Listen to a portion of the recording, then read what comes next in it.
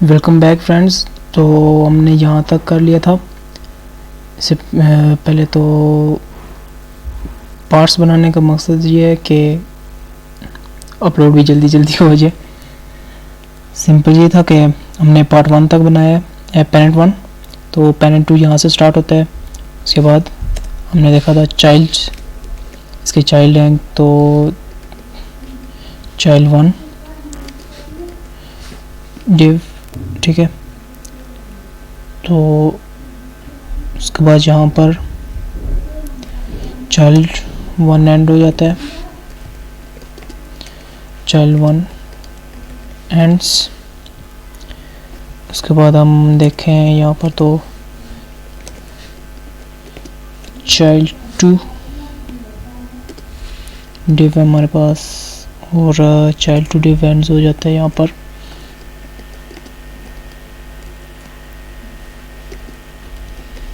Sorry, यहाँ पर 2 भी है, 2 एंड्स,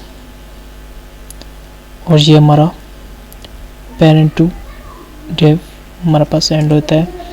तो इसे हम लोग लिख देते हैं पेरेंट 2 डिव एंड्स। उसके बाद चैनल में इसे थोड़ा सा CSS को इससे कर देता हूँ ताकि वर्ड रैप की जो आ रहा है तो कन्फ्यूजन ना हो ज़्यादा आपको भी। तो यहाँ पर है हमारे पास पेरेंट 2 एंड्स हो जाता है, और हमारे पास ये ग्रुप नया बन जाता है, ये नई रो आ जाती है। तो चले यहाँ पर ये पेरेंट 3 डिव, उसके बाद यहाँ पर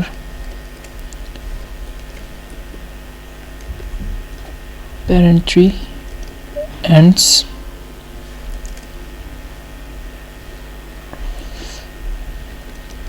पेरेंट 4 डिव, उसका चाइल्ड है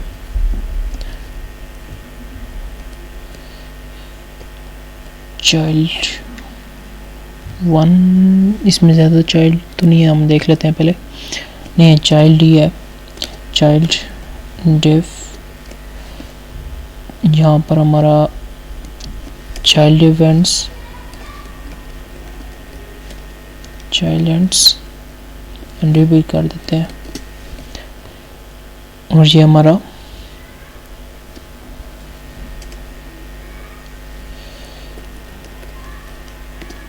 पेरेंट हमारे पास पेरेंट 4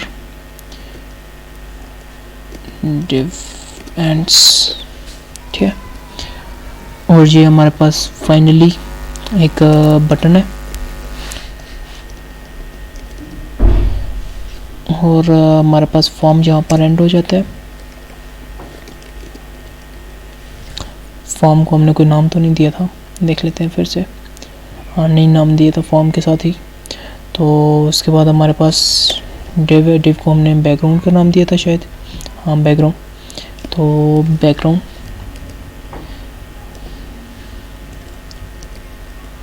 बैकग्राउंड एंड्स डिव भी कर देते हैं, डिव एंड्स। और फाइनली हमारा सेक्शन एंड हो जाता है, और सेक्शन के बाद हम ऐसे करते हैं एक लाइन ड्रॉ कर लेते हैं ताकि क्लियर हो सके कि जहाँ पर सेक्शन एंड हो रहा है। तो अभी चलें हम इसे स्टडी करते हैं। सबसे पहले तो हम इसे फॉर्मेट कर लेते हैं और कुछ चेंजेस वगैरह अच्छे से ऐसे ब्यूटीफाई हो जाए। तो हमारा यहाँ से फॉर्म सेक्शन शुरू होता है। तो अभी मैं आपको वेबसाइट के बता दूँ, हम इस सेक्शन में आ चुके हैं। बुक योर अपॉइंटमेंट हमने कर लिया है, और ये कार्ड्स भी हमने बना लिए हैं। अब हम सिंपली इन पर आ चुके हैं। तो सबसे पहले हमने सेक्शन चूज़ किया, सेक्शन टैग यूज़ करके हमने बैकग्राउंड के लिए डिव यूज़ किया। कंटेनर हम लोग क्यों यूज़ करते हैं ये मैंने आपको बता दिया मार्जिन टॉप 5 की स्केल में फुल दी हुई है। उसके बाद जहाँ से हमारा फॉर्म स्टार्ट हो जाता है ना, तो फॉर्म के अंदर हम लोग इनपुट टैग यूज़ कर सकते हैं। तो फॉर्म के अंदर हमने सबसे पहले ये रो फॉर्म हमने यूज़ किया है ना। तो कॉलम फॉर्म भी होता है जिसमें आप सिर्फ ऐसे फर्स्ट नेम जहाँ पर होता है, सेकंड नेम, लास्ट नेम यहाँ पर हो गया, ये ऐसे कॉलम में आ जाते हैं, ठीक है। तो जैसे भी ये कॉलम में है, तो मैं भी आपको बताऊंगा कॉलम भी हमने यूज़ करना है, इसमें यूज़ करेंगे। तो हम लोग रोज़ के अंदर कॉलम्स को यूज़ करेंगे जैसे हमने ग्रिड में यूज़ किया था। तो फॉर्म रो यूज़ करेंगे और इसके अंदर हमारे पास सबसे पहले चाइल्ड 1 है, ये पेरेंट 1 है हमारे पास, ठीक है। पेरेंट 1 सिंपली ये रहेगा, ये वाला सेक्शन और ये वाला, ये पेरेंट, ठीक है। ये दोनों एक में ही आ रहे हैं, ये दोनों एक के ही चाइल्ड हैं, ठीक है। तो चाइल्ड 1 और चाइल्ड 2 दोनों एक के ही चाइल्ड है। मैंने अगर इसे क्लोज कर शॉर्ट कर दूँ, हाँ, ये पेरेंट 1 है, ऐसे कैसे कर देते हैं, ये पेरेंट 1, इसके 2 चाइल्ड्स हैं, ये पेरेंट 1 के 2 चाइल्ड्स हैं। पेरेंट 1 तो हमने जैसे पेरेंट बैकग्राउंड में हमारे पास होता है, तो हमने उसमें कुछ ज़्यादा उसके अंदर हमने ये चीज़ें की हुई है। तो अगर हम पेरेंट 1 को बॉर्डर दे दें तो यहाँ पर हमें एक बॉर्डर यूज़ नज़र आएगा। तो चाइल्ड 1 को हमने कॉलम का यूज़ किया है। तो अब हम लोगों ने एक रो तो बना लिया, अब उसके अंदर कॉलम बना लिया। पहला कॉलम हमने फर्स्ट नेम के लिए यूज़ करना है, तो हमने इसके अंदर इनपुट टैग यूज़ किया।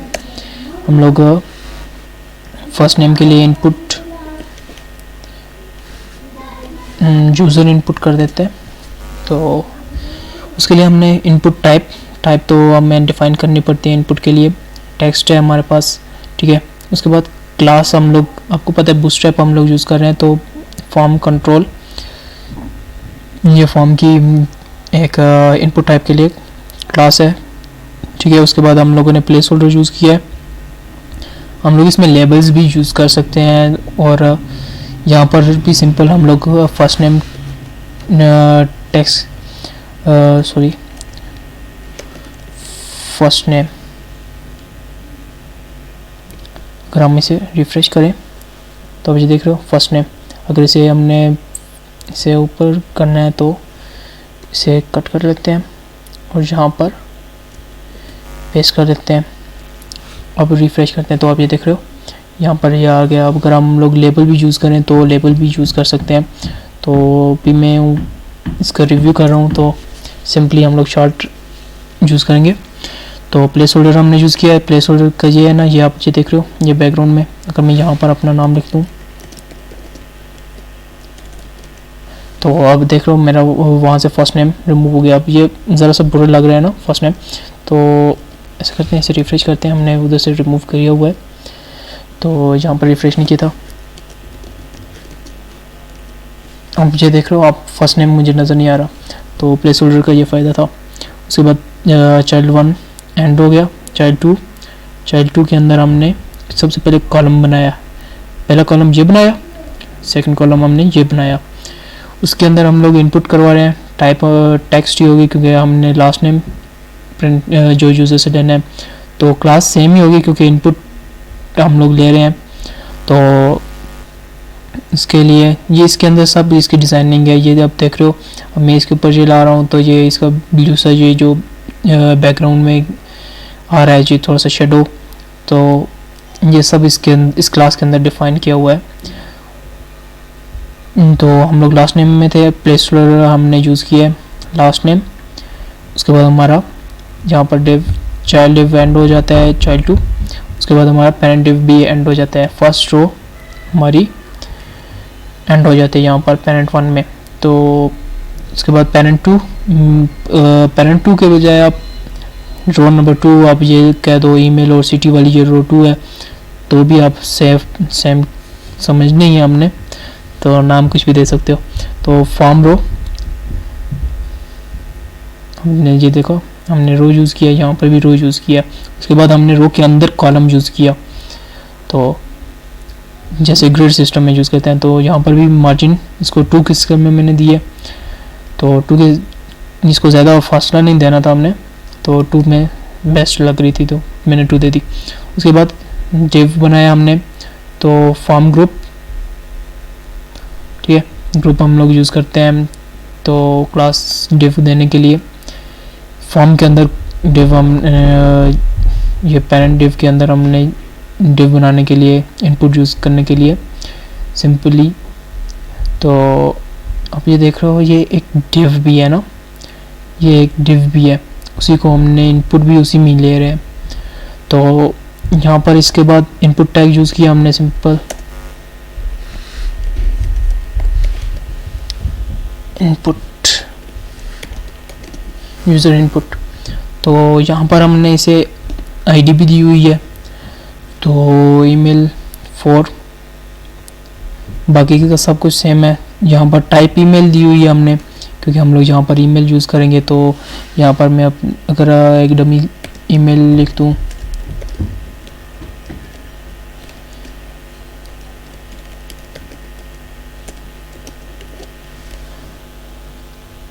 तो देखिए सही हो गया।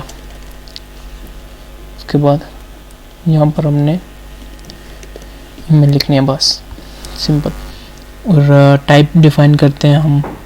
उसके बाद हमने हमारा div चाइल्ड 1 एंड हो जाता है। उसके बाद हमारा चाइल्ड 2 है, चाइल्ड 2 हमारे पास फॉर्म ग्रुप है, ग्रुप फॉर्म को कनेक्ट करने के लिए, ठीक है।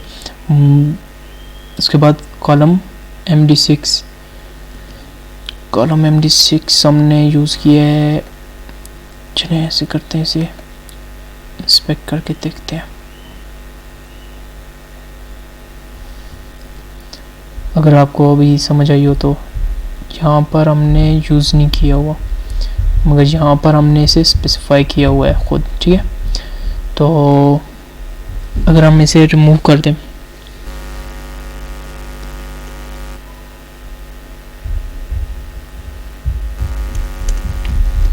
और यहाँ पर इसे रिफ्रेश करें, आप ये देख रहे हो कितना फ़र्क पड़ा हमारे उस पर, मगर यहाँ पर हमारा फ़र्क नहीं पड़ा। क्यों नहीं पड़ा? क्योंकि हमने सिर्फ सिंपल इसे कॉल यूज़ किया हुआ है, कॉल, और यहाँ पर हमने कॉल यूज़ नहीं किया, तो इसलिए हम लोग इसे ऐसे करते हैं, वापस से पेस्ट कर देते हैं, CT Ctrl V। अगर आप हम इसे रिफ्रेश करें तो आप ये देख रहे हो अब अच्छा लग रहा है। ये ग्रेड सिस्टम के हम लोग यूज़ कर रहे हैं तो फॉर्म के अंदर। तो उसके बाद इनपुट यूज़र है, यूज़र इनपुट, ठीक है, यहाँ पर भी यूज़र इनपुट है।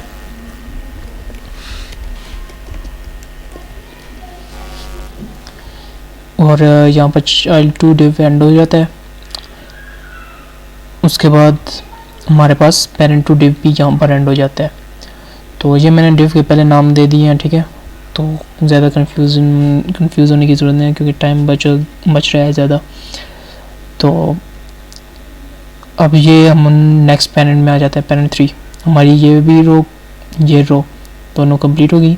उसके बाद हमारे पास आ जाती है थर्ड पेरेंट, मतलब रो 3।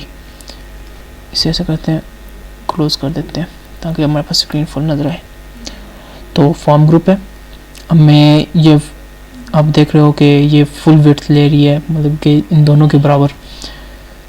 तो हमें इसमें सिंपल ग्रुप ही ऐड करना है। उसके बाद हमने सिंपल इसमें, आप देख रहे हो इसमें चाइल्ड कोई नहीं है, तो हमें इसे सिंपल फॉर्म ग्रुप करना है, फॉर्म रो करने की ज़रूरत नहीं है हमें, ठीक है। तो फॉर्म ग्रुप करके इसके अंदर हमने यूज़र इनपुट ले लिया, यहाँ पर इनपुट, तो सिंपल वही है, टाइप इसकी डिफाइन की हुई है, टेक्स्ट होगा, ठीक है। उसके बाद ये फॉर्म कंट्रोल, ये बूटस्ट्रैप की प्रॉपर्टी है। उसके बाद यहाँ पर हमने आईडी दी हुई है। उसके बाद हमने प्लेस होल्डर दिया हुआ है, यहाँ पर हम लोग एड्रेस कर रहे हैं। तो आईडी आप दो या ना दो, वो आपकी मर्ज़ी है, यहाँ पर मैंने दी हुई है। तो देखते हैं अगर हमने CSS के अंदर यूज़ की हुई। तो उसके बाद पेरेंट 4 है, पेरेंट 4 के अंदर हम देख रहे हैं कि हमारे पास एक चेक बॉक्स है। उसके बाद आई विल विजिट, उसके बाद यहाँ पर आ जाते हैं फॉर्म ग्रुप, उसके बाद चाइल्ड डिव है, और चाइल्ड डिव के अंदर हमारे पास यूज़र इनपुट है, चेक बॉक्स से पहले चेक बॉक्स, ठीक है। उसके बाद हमारे पास लेबल है, तो लेबल फॉर हम लोगों ने ये आप देखो फॉर हमने यूज़ किया है, और जहाँ पर इसकी आईडी में हमने इस आईडी के लिए हमने फॉर यूज़ करके लेबल यूज़ किया है। तो I will visit is as a label use हो रहा है, और ये इसका चेक बॉक्स है। ये अब देखो ये लेबल यहाँ पर स्टार्ट हो, चलो मैं यहाँ पर इसे कर देता हूँ लेबल एंड्स, यहाँ पर लेबल एंड हो जाता है। उसके बाद हमारे पास चाइल्ड डिव भी यहाँ पर एंड हो जाता है, उसके बाद पेरेंट फॉर डिव हमारे पास एंड हो जाता है, मतलब हमारी नेक्स्ट रो ये वाली ये हमारे एंड हो गए यहाँ पर ही, ठीक है। उसके बाद हमारे पास सिंपल नेक्स्ट हमने बटन यूज़ कर लिया डायरेक्ट फॉर्म के अंदर, लास्ट में हमने बटन यूज़ कर लिया। बटन के लिए सबसे पहले टाइप हमने सबमिट रखी है, उसके बाद हमने क्लास किया। तो क्लास में हमने सबसे पहले इसे बटन बनाने के लिए बूटस्ट्रैप में बटन की कैरेक्टरिस्टिक्स इसमें डालने के लिए हमने इसे बटन दिया है, ठीक है। उसके बाद अब बटन प्राइमरी, तो मैं आपको एक चीज़ बताता हूँ, इसे हम लोग अगर रिमूव करें तो आप एक चीज़ नोटिस करना, इसके पर अभी मैं इसे रिफ़्रेश करूँगा, यहाँ पर इस बटन की मैं बात कर रहा हूँ, इस बटन की हमने देखा बैकग्राउंड कलर यहाँ पर रिमूव हो गया, मैंने यहाँ पर सिर्फ सिंपली बटन प्राइमरी को रिमूव किया था। अगर मैं यहाँ पर बटन प्राइमरी फिर से यूज़ करूँ और रिफ़्रेश करूँ तो बैकग्राउंड कलर आ जाता है। तो बैकग्राउंड कलर प्राइमरी होता है, सक्सेस होता है, डेंजर होता है, वार्निंग होता है, डार्क, लाइट, आप इसके काफ़ी ज़्यादा टाइप्स हैं। तो बटन की हम लोग सिंपली कलर देने के लिए बटन को, टेक्स्ट को, तो हम लोग ये चीज़ें यूज़ करते हैं। यहाँ पर हमारा फाइनली फॉर्म एंड हो जाता है। उसके बाद बैकग्राउंड डिव हमने जो इसे नाम दिया वो था, डिव के अंदर हमने सब कुछ यूज़ किया है इसके कंटेनर के अंदर, तो बैकग्राउंड डिव हमारा यहाँ पर एंड हो जाता है। उसके बाद हमारा सेक्शन भी एंड हो जाता है। फॉर्म का मतलब हमने जहाँ तक एंड कर लिया है, ये यहाँ से ऊपर ये चीज़ें हमने अभी कवर की हैं इस सेक्शन के अंदर। तो चलें नेक्स्ट सेक्शन की तरफ मूव करते हैं। तो नेक्स्ट सेक्शन में हमारे पास ये सिंपली फुटर है। तो सेक्शन हमने यूज़ किया, इसमें मैंने फुटर टैग का इस्तेमाल ही नहीं किया हुआ, तो मैं ऐसा करता हूँ सिंपली इस डिव को और इस डिव को, इन दोनों डिव को यहाँ से कट करता हूँ, कट कर लेता हूँ, ठीक है। मैं यहाँ पर सबसे पहले फुटर टैग को यूज़ करूँगा ताकि समझ आ सके कि हम लोग फुटर यूज़ कर रहे हैं। तो चलें अब यहाँ पर इसके सेंटर में मैं इसे पेस्ट कर देता हूँ, कोई इफेक्ट नहीं पड़ेगा। हमने टैग यूज़ किया जैसे हम लोग सेक्शन यूज़ करते हैं, जैसे हमने हेडर यूज़ किया, यहाँ पर मेन्यू में हमने हेडर यूज़ किया था, यहाँ पर सिंपली यहाँ पर क्लिक करते हैं, हमने हेडर यूज़ किया। हेडर में मैंने सेक्शन नहीं यूज़ किया मगर मैंने फुटर में यूज़ कर लिया है। चलें कोई मसले वाली बात नहीं है इसमें। कहाँ पर है हमारा, ये रहा हमारा फुटर। तो सेक्शन मैंने यूज़ किया हुआ है, कोई मसले वाली बात नहीं है, परेशानी वाली बात नहीं है। तो यहाँ पर मैं इसे कह देता हूँ सेक्शन फॉर फुटर। तो यहाँ पर मैंने फुटर टैग यूज़ किया हुआ है, फुटर में यूज़ कर देता हूँ, ठीक है। उसके बाद सिंपली ये है ना, मैंने ये आप देख रहे हो, अगर हम मेन्यू देखें इसमें क्या चेंजेस है, सिर्फ ये है कि टेक्स्ट का कलर ब्लैक है, यहाँ पर भी ब्लैक है, ग्रे है। तो टेक्स्ट का कलर चेंज नहीं हुआ, सिंपली हमने बैकग्राउंड का कलर चेंज किया हुआ है। मैंने ऊपर से कॉपी पेस्ट किया हुआ है मींस, तो हमने सिंपली किया हुआ क्या है चेंजेस इसमें। तो अपने मेन्यू के बारे में मैंने बताया आपको, तो इसमें सिंपली मैं आपको ये बता दूँ, मैं इसमें ज़्यादा आपको बताऊंगा नहीं कि चाइल्ड में क्या है। मैंने आपको ये भी बताया कि मैंने यहाँ पर नेव, सबसे पहले मैंने नेव को यूज़ किया है यहाँ पर, नेविगेशन बार, ठीक है। और यहाँ पर मैंने अनऑर्डर लिस्ट को भी यूज़ किया हुआ है,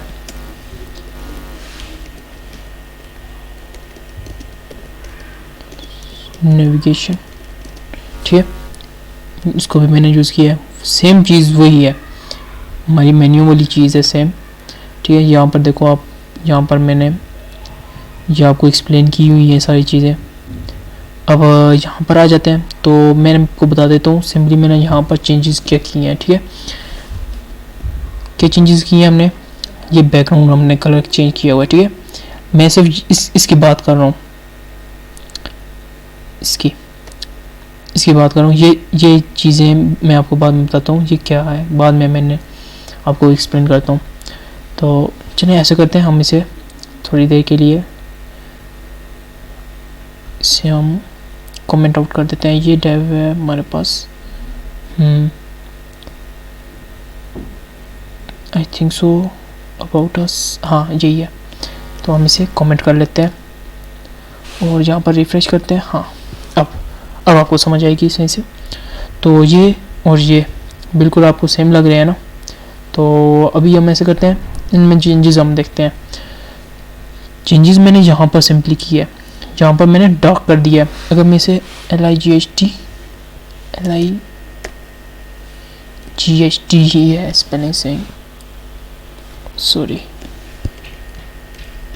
यहाँ पर इसे डार्क करते हैं। सॉरी स्पेलिंग मिस्टेक है, मैं ऊपर से देख देता हूँ कौन सा LIGHT, nav bar, oh sorry BG light use किया हुआ है और नेव बार डार्क, ये रही। सॉरी मैं ऊपर कंटेनर को यूज़ कर रहा था वो, तो उसे लाइट करने से, चलिए ये भी आपको मैं बता देता हूँ। LIGHT अपने ये थोड़ा सा देखना है, ठीक है। चलिए मैंने पहले रिफ्रेश नहीं किया हुआ था। ये अब छोटी सी ये स्पेस देख रहे हैं लेफ़्ट और राइट दोनों में, ये हमारे पास, ये इसे मैं चलिए नाम भी दे देता हूँ,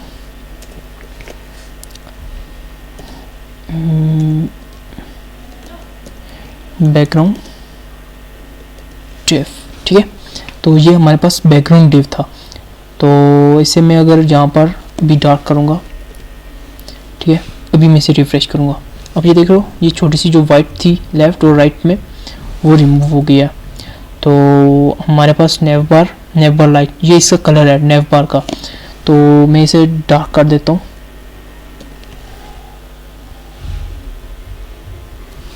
ये देखें इसका कलर टेक्स्ट चेंज हो गया, टेक्स्ट का कलर। तो मैं इसे लाइट ही रहने देता हूँ, लाइट।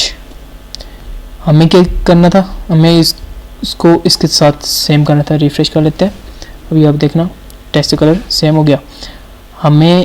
मैं आपको पहले उसके अच्छे से बता देता हूँ। LIGHT लाइट, BG लाइट, ये बैकग्राउंड का कलर हम इसे लाइट कर देते हैं। तो रिफ्रेश करते हैं, अब ये देखो, अब ये थोड़ी सी ब्लैक स्पेस आ गई और राइट में भी थोड़ी सी ब्लैक। क्यों? क्योंकि हमने यहाँ पर बैकग्राउंड को डार्क किया हुआ है। हम बैकग्राउंड को भी लाइट कर देते हैं। अब जहाँ पर रिफ्रेश करने के बाद ये ब्लैक स्पेस और यहाँ से ब्लैक स्पेस रिमूव हो गया। अगर अभी आप देखें तो बिल्कुल सेम लग रहा है। तो फुटर में आपने अक्सर देखा होगा कि ब्लैक कलर ज़्यादा यूज़ होता है, तो हम इसे डार्क ही कर देते हैं और यहाँ पर भी हम इसे डार्क कर देते हैं। सिंपली सिर्फ इतना सा ही चेंज किया हुआ है हमने इन्हें। तो यहाँ पर हम अगर टेक्स्ट का कलर चेंज करना है, मैंने पहले नहीं किया हुआ था, अभी ये मैं आपको बता देता हूँ। टेक्स्ट का कलर चेंज करना है तो सिंपली नेव बार लाइट को हमने इसे डार्क में चेंज कर देना है।